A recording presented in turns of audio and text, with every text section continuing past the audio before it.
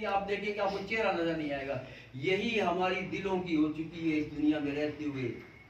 ऐसा माहौल हो चुका है कि इंसान गुनाह नहीं भी करता, माहौल में रहते हुए भी मतलब है क्या हवा के जरिए भी हमारे दिलों के ऊपर ये गुनाह आ रहे हैं और कल्बों को लपेट भी ले रही और स्याही जम चुकी है दिलों के ऊपर। अच्छाई में बुराई में तमीज करने की सलाहियत खत्म हो चुकी है।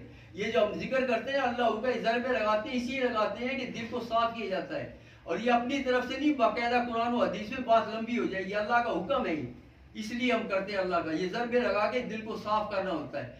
जैसे शीशा हो गया ना, शीशे को साबुन से कपड़े साफ करेंगे फिर चीरा दे के नजर आएगा। इसी तरीके से अल्लाह वालों की मजलिस में बैठ के और अल्लाह अल्लाह करेंगे, और वो अल्लाह वाले जो रिज़्क़ हलाल खाते हो, झूठ ना बोलते हो, चुगली ना करते हो, मखलूक खुदा को तकलीफ ना देते हो, शरीयत पे अमल करते हो, सुन्नत पे अमल करते, छोटी से लेके बड़ी तक सुन्नत पे अमल करते, वो अल्लाह वाले कहलाते हैं। ये नहीं कि स्पीकर के ऊपर खड़े हो गए मतलब नाच पड़ी अल्लाह वाले हो गए, इससे अल्लाह वाले नहीं बनते हैं। जिंदगी देखनी पड़ती है कि ये कैसे रोजी कमा रहा है, कैसे ये खाने खा रहा है, कैसे कमाई कर रहा है, क्या तजारत में करता है, रिश्तेदारों के साथ क्या है, इन्होंने शादी ब्याह की है वहां पे इस्लामी ख्याल रखा है या नहीं रखा, दुनियावी मामले हमने हकीकत रखा है। मैं आपके सामने खड़ा हुआ हूँ, 17 मतलब के बोलते पास किया अल्हम्दुलिल्लाह, सबकी हकीकत किया, एक का हकीकत भी मैंने बिरादरी को नहीं खुलाया, एक का भी मैंने नाम तक नहीं लिया किसी को, खाली उनके वालिदैन से लिए, रिजवान बैठा होगा लाओ पैसे हकीकत, जमात का इज्तिमा हुआ वहां बताया भी, काटा और जमात को खिला दिया, हकीकत ऐसे होता है। ऐसे नहीं होता नाम और नबूद करने के लिए, ऐसे नहीं होता कैंची से ये काटेंगे क्या कपड़े काटेंगे, ये कोई नहीं इस्लाम के ये रस्म और रिवाज है। अल्लाह पूछेगा कि कहां से कमाया था, कहां खर्च किया, हकीकत भी किया जाता है तो हकीकत के तरीके से किया जाता है, शादी ब्याह भी करते हैं, शादी उस तरीके से जैसे अल्लाह ने फरमाया। आजकल हम शादियों पे करोड़ों खर्च करते हैं, लेकिन जब गरीब की मदद आती है नहीं, दीनी मदारस वाले आ जाते नहीं, मसाजिद में आते नहीं, नेक काम कोई करना नहीं, लेकिन शादी ब्याह में करोड़ों के हिसाब से खर्च करते लुटा देते हैं।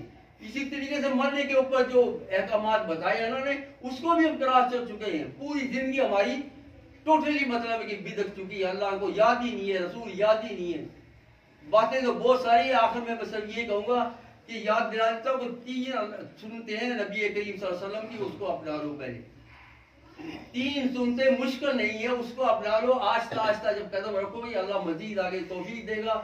एक तो ये है कि आप कोई भी किसी चीज को देते हैं, कोई चीज या आप लेते हैं, बड़ी चीज है या छोटी चीज है, अपने दाने हाथ से दे, बाएं हाथ को समझे है ही नहीं।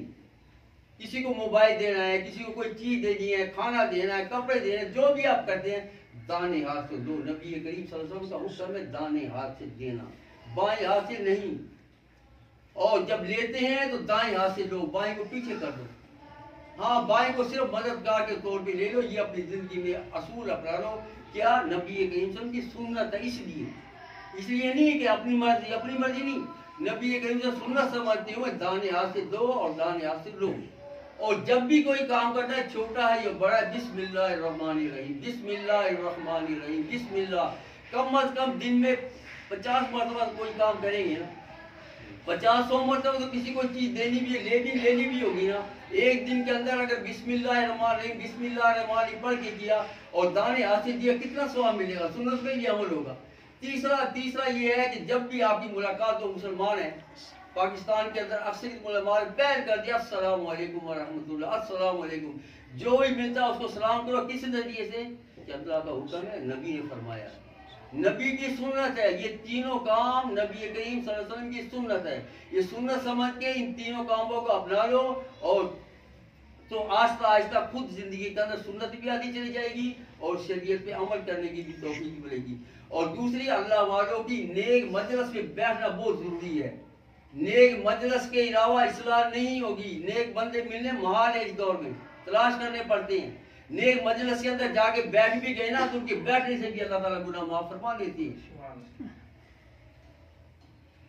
बहुत कुछ आता है, बड़ा हुक्म अल्लाह ताला का हुक्म है नेक बंदों में, बिस्मिल्लाहिर्रहमानिर्रहीम, या अय्युहल्लज़ीना आमनु तकुल्लाह व कूनू मअस सादिकीन।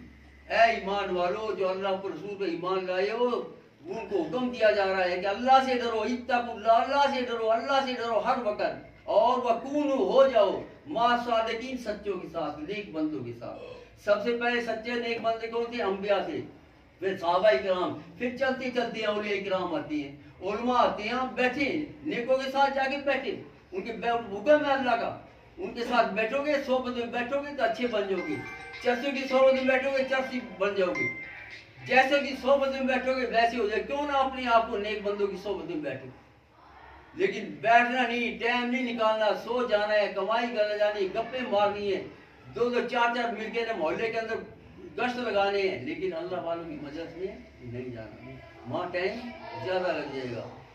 एक तो मजलिस होगी, दूसरा अल्लाह का जिक्र होगा। अल्लाह ताला कहता है मेरा जिक्र करो कसरत से। वो जिक्र के बहुत सारे तरीके जुबान से भी कर सकते हैं, कुरान पाक की तिलावत है।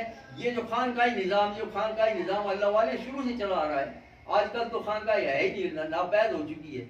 हम कहते हैं नहीं ये कहाँ से आ गया, बाकायदा पीर साहब, जिनको अपनी जुबान में पीर साहब कहते हैं, ये रहनुमा होते हैं, इनके हाथ में बैत कर दी जाती, बैत करने के बाद वो शरीयत का हुक्म देते हैं कि ऐसे ऐसे जिंदगी गुजारनी है, इन चीज़ों से मना करते हैं, आपने ये नहीं करनी।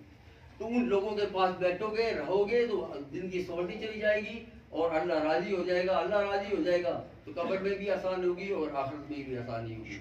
अल्लाह तबारक व तआला हम सबको कहने की सही और सुनने की तौफीक अता फरमाए और सुनने की अमल करने की तौफीक अता फरमाए। और जो मकान बनाया ना इन्होंने,